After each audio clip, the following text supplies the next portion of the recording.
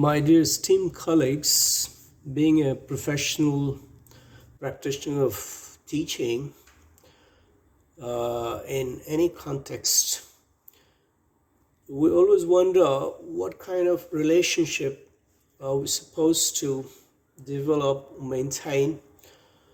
or forge with our tutor as teachers. And I'm going to share my experience and my views on what kind of relationship we can continue to have, or we continue to live up to make with our distinguished learners. Of course, rapport matters because it's usually said that consciously we teach what we know, unconsciously we teach who we are. So sometimes the predominance of a person, individual's personality either mars or makes the prospects of the class. And what happens inside the classroom has a direct bearing on the formation, on the developmental aspect of any learner's behavior. Of course, when it comes to teaching adults, what works for the younger generations, younger learners, may not work in context of adult learners, because adult learners are supposed to be mature, more sensitive, more highly motivated sometimes, or highly demotivated. They may suffer from either intrinsic or extrinsic motivational deficiencies, or maybe they're endowed with a lot of gusto, and they're sometimes either too upbeat or completely phased out. So it is regardless to mention that good relationship has to be built over the time, or over the module, or even if we are staying with the learners for a very limited time frame. But there are certain ground realities and ground rules to be followed, and a meaningful relationship is very important in setting up the expectation level. And moreover,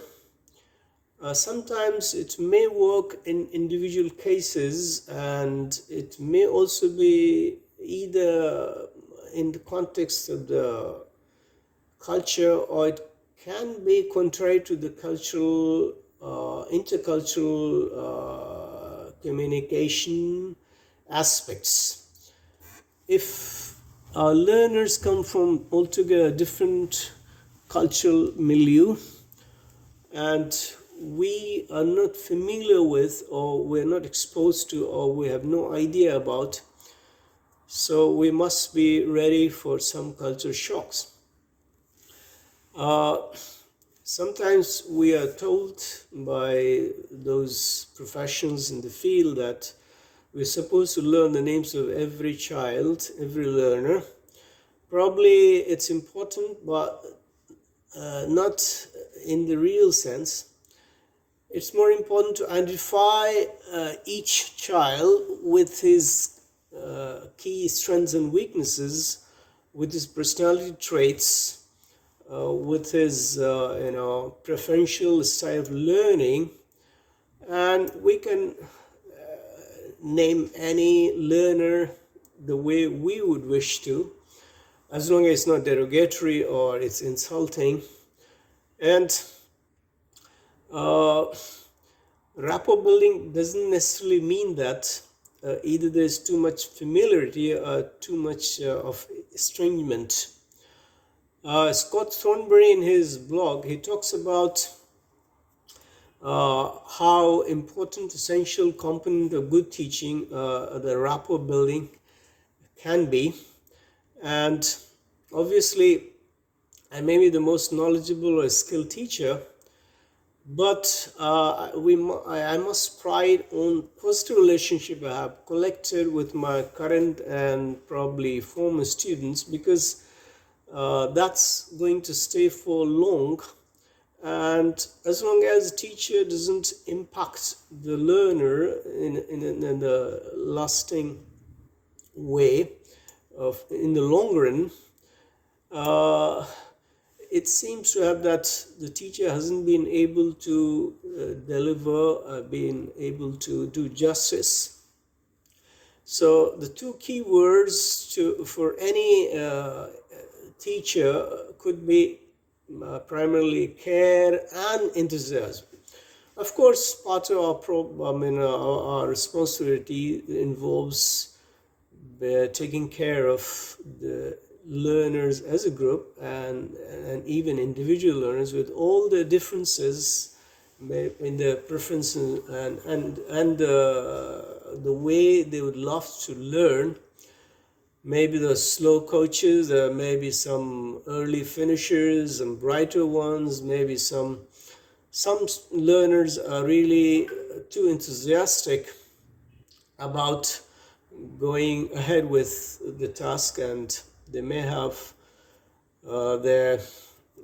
expertise, and they may come from a stronger background, but that doesn't leave the other learners underprivileged or undernourished. So as teachers, we may have to show our importance in our identities, because our identities also show what we value and how we can relate these characteristics to our professional behavior. Because sometimes we cannot really separate our personal and professional selves. We too are humans, and we too suffer from our own whims and fancies, our egocentricities, our oddities, and those things tend to reflect, especially when we come under pressing circumstances. And whether we like it or not, every time we are carrying ourselves with our demeanor, maybe misdemeanor, or our countenance, we are sending signals to our learners, and sometimes the signals may be conflicting. So part of our instructional involvement revolves around our oral, verbal utterances, our gestures and postures, our cues, our prompts, the way we pace up and down, move around. So the bodily carriages, they too carry lots of messages, and those messages can be misinterpreted or can be misleading.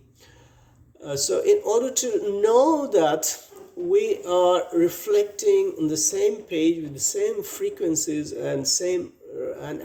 it's well resonated and reciprocated, we need to know a little bit of our learners' habits, the personality traits, the innateness, the kind of skills they're already conversant with, and what kind of gifts they're endowed with. So we have to be genuine and be honest with ourselves and with our students as far as possible, because sooner or later we're going to be exposed if we continue to wear an aura, a kind of false appearance or deceptive countenance that's going to be revealed ultimately, because we shouldn't underrate the discernible,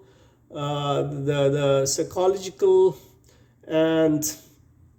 even our learners are quite smart, and they can see through our made up or imaginary or our belief systems, that if they're not based on our values. So we need to show our enthusiasm, our passion, and we also have to reflect with our model behavior, because our students have to be our hearts, and their interests, I mean, their best interest should be our primary concern. Ultimately, all the stakeholders of our society, whether it's our administrators or parents, or they always look forward to the genuine redressal, the grievances, and the serving the best interests of the students, right? So I would say that thoughtful teachers, or those teachers who really delve deeper into the psychological aspect, they're genuinely interested in their learners' lives, opinions, especially their feelings about how things are going in the course. So we have to take them into confidence throughout. And if there is a change in our tone or some sort of, you know, in our excitement or in our poise, that is always noticed by our learners. I have been caught off guard and have been, exposed multiple times when I'm not up, really and upbeat and enthusiastic about delivering the things. And so sometimes, identifying the similar interests of the learners might work like magic. Suppose we are teaching about traveling, and if generally ask some of the students about travel log and the experience with the real travel or the journeys, or they usually start, getting to feel like there is someone who really cares about me, and probably there's no harm in looking at the photos and the funny moments, and share some jokes or some kind of comical aspects of, because it's very important how our learners get on well with us. And if we listen to our students with empathy, and we try to go beyond their pitfalls, or I mean, that they tend to make mistakes, whether it's linguistic, whether it's behavioral, whether it's not living up to expectations, and so it's important that if we take the things even beyond our classroom, in the sense that even beyond the classroom, the learner should have the same kind of confidence and belief and trust in the teachers, that they're going to think through their welfare, and they're not going to be let down in any circumstances. Of course, our body language tells it's a clear signals, and even our tone of voice says a lot about what's going in our heart. And in fact, we have to show utmost respect, and always think of these learners as individuals, entities. They are distinct entities, in fact, and every child or every learner is unique in his or her own ways. And we don't have to be judgmental or pass any messages or personal, highly opinionated judgmental messages. In fact, even if they have their own point of view, howsoever, and even the bizarrest kind of views, that has to be entertained, and we need to deal with it in a positive manner, because once we set the ground realities, the ground rules, and those rules may be a bit rigid, but there should be a room for some sort of flexibility, depending upon the situations, upon the circumstantial needs. It has to be need based, because it's never consistent and constant, and expectation may rise or fall. And while setting the task, we must set the standard, or set the expectation, And we have to see that, I mean, if that they're on the task, on the page, with the same kind of poise, enthusiasm. So if the tasks are too challenging, we know that this is the paradigm, shift in the kind. We used to burden students all the time with lots and lots of expectations. Now we have come to realize that a slightly challenging task is much more rewarding, and they're likely to continue the task if they don't feel threatened or intimidated what kind of pressure that is built up around. So demonstrating caring actions like bucking them up and spurring students to great personal academic accomplishment that go a long way, especially with the low achievers. And when it comes to knowing their personality traits, there's no harm in asking some personal questions like how, when, why. And there are times we can get a bit intrusive, because that promotes interpersonal behavior, where we tend to spend time talking to them about their personal or social issues. Obviously, there has to be a line has to be drawn, and we may promote a sense of belonging, and we strengthen a bond between, not only the group member, but also with the teacher and the tutee. And these days, we are living in an age of social media, and that's swaying, and everybody is a user,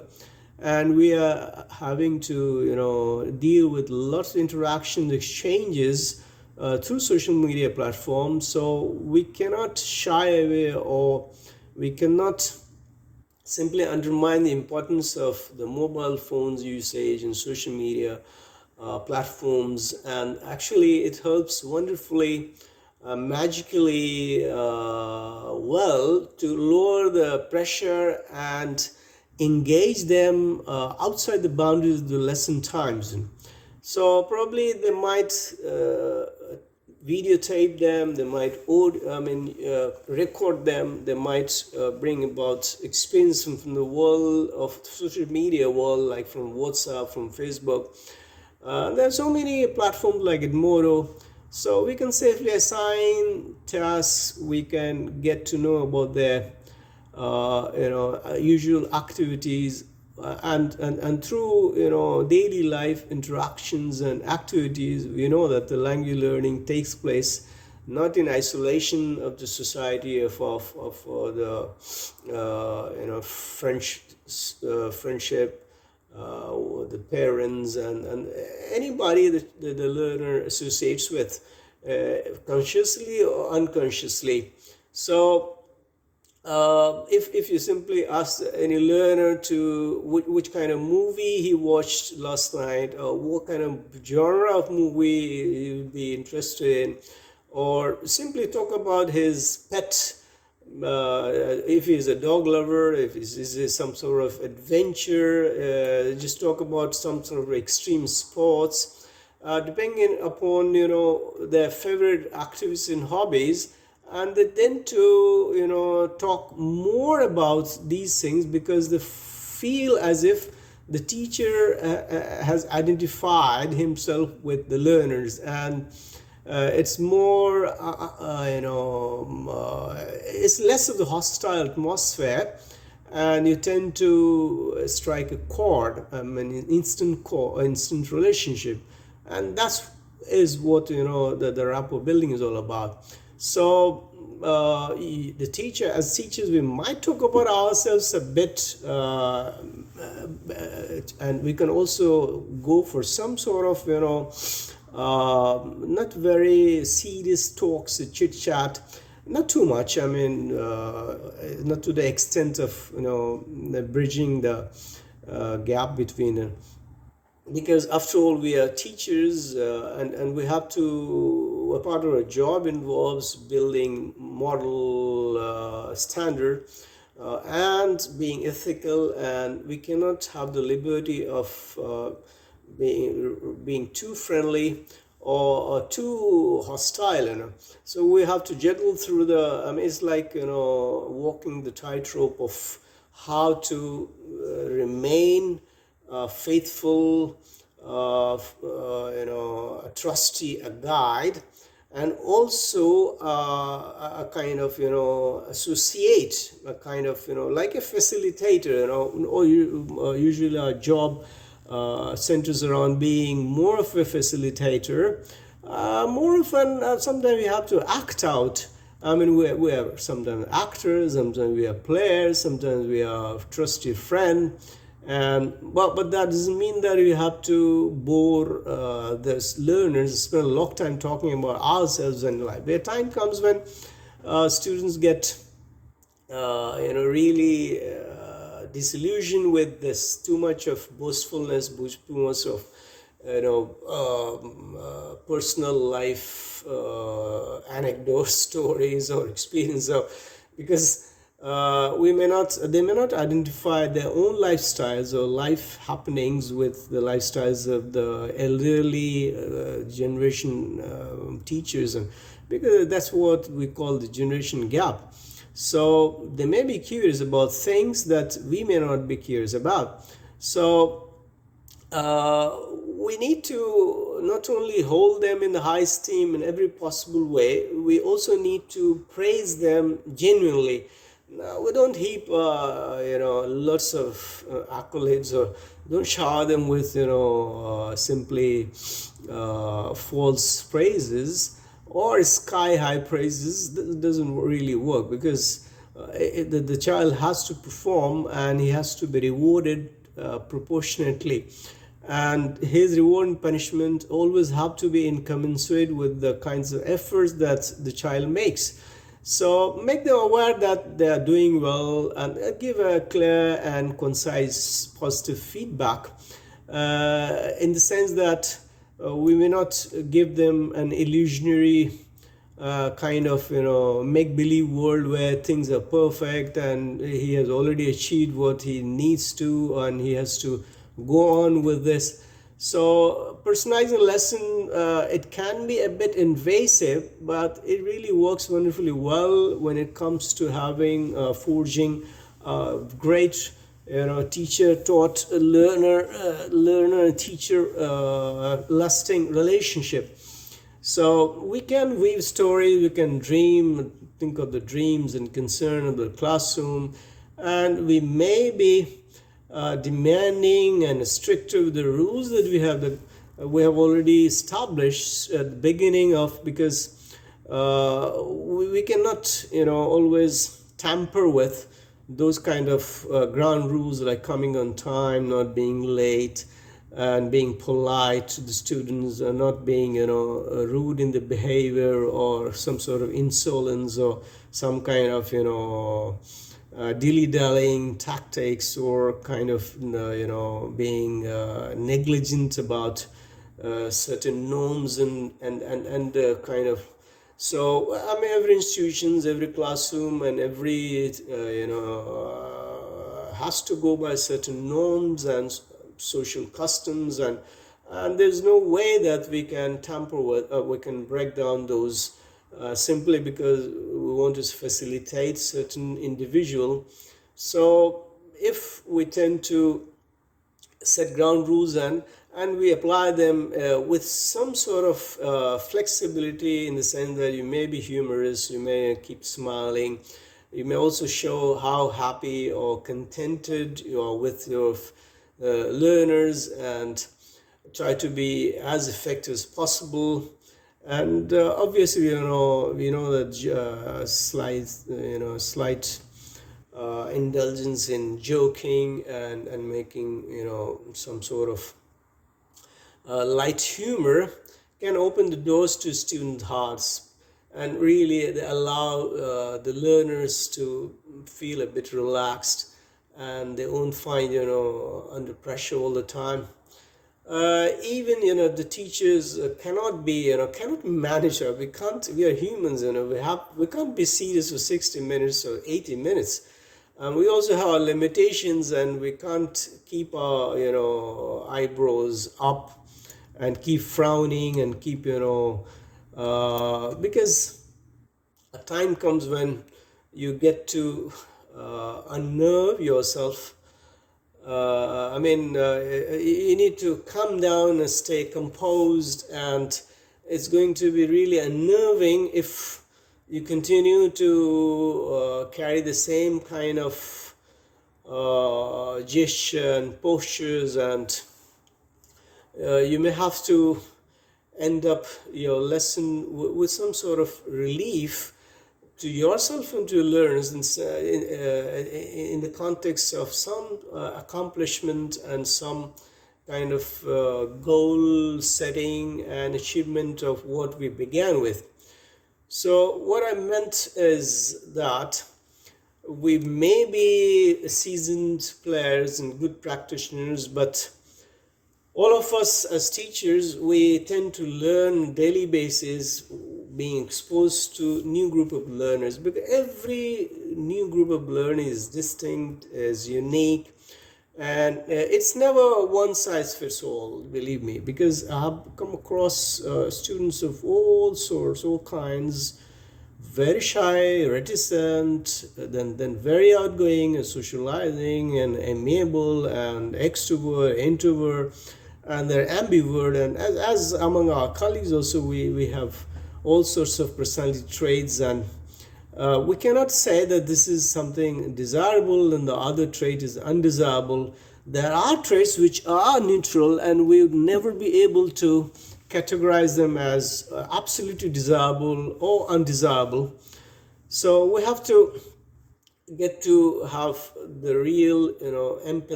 empathy kind of rapport building that lasts with them, and that not only in the classroom itself, but in their lifetime also. Whenever they remember you with some sort of solace and consolation, and they remember you with may not be very lofty pride and ideas, but they should think that they didn't waste your time staying with you, and somehow they could capitalize on the time spent, and they could gain things, some expertise, the skills, and that help them stand in good stead in their life, in the career and the rest of the life. So good luck to all of my esteemed colleagues, and also good wishes for those who are wanting to stride into this professional world of teaching for the first time, because no books will tell you or will guide you or orient you with what really needs to be done, and it's always you who will be held responsible, and it's up to you to make or mar the prospects of every classroom, and also be a trusty guide, a benign influence for your learners, or simply earning a livelihood through our teaching practices. It largely depends upon what kind of dividends you like to have, and premium that you put on, whether it's your routine kind of teaching, hourly, daily and weekly, and the rest of your life, or whether you really enjoy doing what you're supposed to do and practice in the best possible with optimum gains for both the teacher and the taught. And may not be the ideal world, but still we can do a lot to improve upon our teaching practices on a daily basis. Good luck, all of you.